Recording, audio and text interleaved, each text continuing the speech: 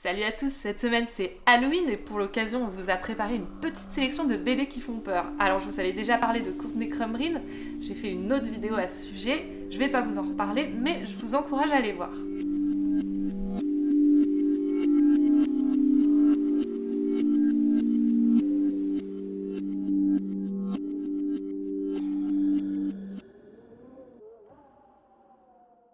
Donc la première BD que je vais vous présenter c'est Doggy Bags. Il s'agit d'une série de comics français. La série est pour l'instant composée de 8 tomes et elle est publiée chez Label 619 qui est une collection de Ankama. Donc la collection est dirigée par Run qui est l'un des auteurs récurrents de Doggy Bag. Pourquoi récurrent ? Parce qu'en fait dans chaque tome de Doggy Bag on a 3 histoires indépendantes les unes des autres avec différents auteurs qui se succèdent. Donc parmi les auteurs récurrents on trouve par exemple Florent Maudou qui a travaillé sur Freak Squill et Singelin qui a travaillé sur The Grossery. La série elle est horrifique, elle fait peur, elle est gore volontairement. Parmi les inspirations des auteurs, on trouve par exemple les narcotrafiquants mexicains, les gangs de motards américains, les histoires de zombies, les histoires d'aliens, tout ce qu'on peut trouver finalement dans les films d'horreur américains. Moi qui est une âme un peu sensible, j'adore ça, mais j'avoue qu'à certains moments c'est même un peu trop trash pour moi. La série a tellement bien marché qu'elle en est quand même à son 8e tome, et les éditeurs ont même pu publier des albums qui s'appellent Doggy Bags Présente, où il n'y a qu'une seule histoire, mais c'est dans l'esprit de Doggy Bags. Run a même pu inviter une actrice qui s'appelle Céline Tran, que vous avez pu croiser par exemple sur Le Visiteur du Futur, qui est donc en fait l'héroïne des 3 histoires du tome et qui a pu participer aussi au scénario. Donc Doggy Bags c'est vraiment une série parfaite pour Halloween que je déconseille aux âmes sensibles, mais si vous n'avez pas une âme sensible, franchement allez-y. La deuxième série que je voudrais vous présenter c'est Lock and Key. Donc c'est une série en 6 tomes, elle est finie. Au scénario, on découvre Joe Hill qui a surtout écrit des nouvelles et des romans et qui a par la suite écrit une autre série de comics qui s'appelle The Cape et qui est bien gore aussi. Et la particularité de Joe Hill, c'est que c'est le fils de Stephen King et ça c'est bon de le préciser parce qu'on s'en rend bien compte quand on lit le comics. Donc comme je vous disais, la série est finie, ce qui est aussi plutôt cool. Alors de quoi ça parle ? En fait c'est l'histoire d'une famille dont le père a été assassiné d'une balle dans la tête. Donc la maman, le fils aîné, la fille et le fils cadet décident de partir emménager dans la maison familiale, dans une ville qui s'appelle Lovecraft. Ça annonce déjà la couleur.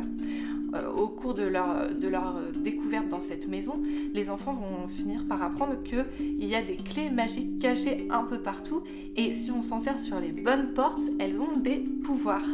En fait, du coup, au début, on va s'émerveiller de ces pouvoirs et puis peu à peu, on va basculer dans l'horreur parce qu'il y a un méchant qui va arriver et qui va essayer de se servir du pouvoir de ces clés.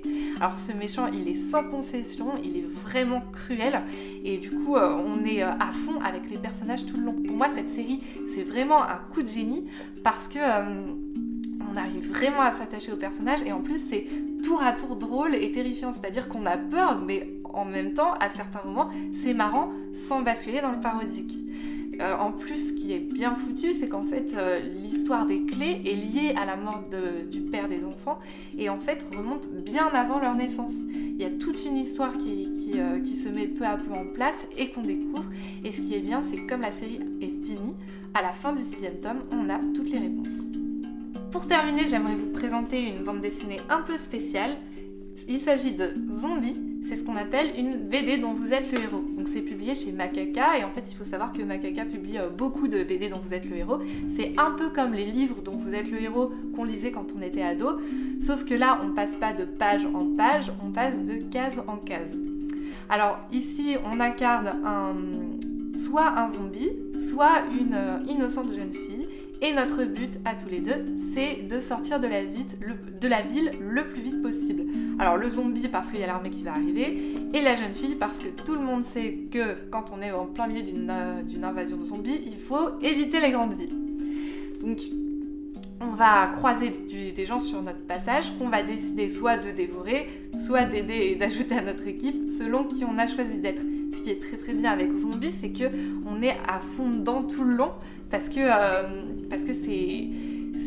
nos choix ont des conséquences en fait. Enfin, on peut arriver sur des cases où il y a écrit vous êtes mort et c'est super frustrant de tomber sur ce genre de cases et ça fout les boules. En fait, tous nos actes ont des conséquences et en fait, du coup, pour moi, c'est plus prenant que par exemple quand on regarde un film d'horreur. Parce que quand on regarde un film d'horreur, des fois on a envie de hurler attention derrière toi. Sauf que là, on est vraiment concerné par ce qui se passe derrière nous et si on fait une erreur, on meurt. Donc c'est vraiment une très très bonne BD d'après moi pour Halloween. En plus, ce qui est plutôt bien, c'est que contrairement aux deux autres BD de la sélection, les ados et les pré-ados peuvent tout à fait le lire. C'est sanglant dans l'idée, mais le trait n'est pas très réaliste, donc c'est pas gore. Donc à ce moment-là, même si vous avez une âme sensible, franchement, allez-y, il n'y a pas de problème. Voilà, notre sélection est finie. J'espère qu'elle vous a plu et je vous souhaite un joyeux Halloween.